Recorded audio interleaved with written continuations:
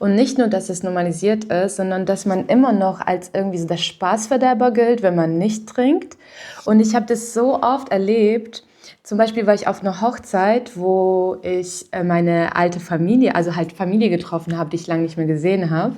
Und dann habe ich gesagt, so ja, ich will nichts trinken, ich trinke nichts und dies, das, Ananas. Und dann haben die zu mir gesagt, so hey, was geht denn bei dir ab? Was bist du so langweilig geworden? Mit dir kann man gar nicht mehr Party machen. Früher hast du so viel mit uns gefeiert und jetzt bist du so ernst. Und ich dachte mir eigentlich die ganze Zeit, ey, ich will einfach nur chillen. Das ist hier so quasi mein Urlaub auch, was wir hier machen. Und es bedeutet ja nicht, dass ich nicht feiern will und nicht Teil dieser Gesellschaft sein will, sondern ich will einfach nicht trinken.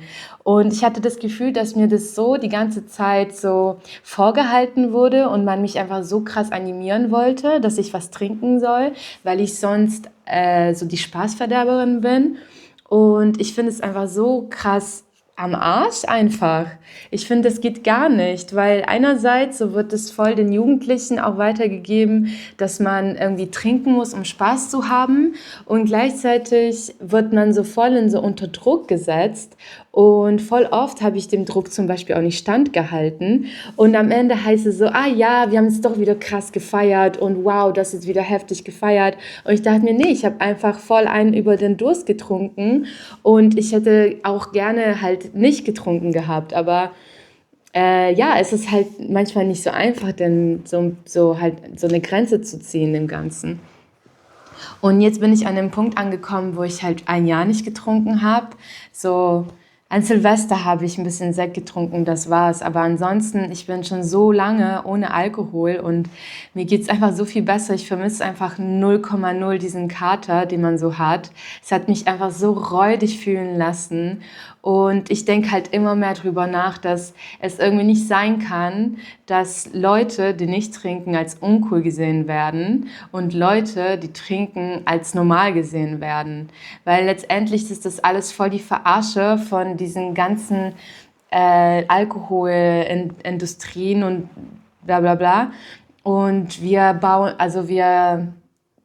wir übernehmen das einfach so, ohne zu hinterfragen. Und ich sehe es halt auch irgendwie nicht ein, dann als langweilig abgestempelt zu werden, nur weil ich halt keinen Bock habe auf Trinken. Weil feiern will ich ja trotzdem noch. Ich will ja trotzdem noch tanzen gehen. Ich will mich ja trotzdem noch so genießen und so. Und ich finde, das ist ja genau das, was das Leben so ausmacht, dass wir einfach gemeinsam tanzen und Spaß haben und dadurch halt connecten.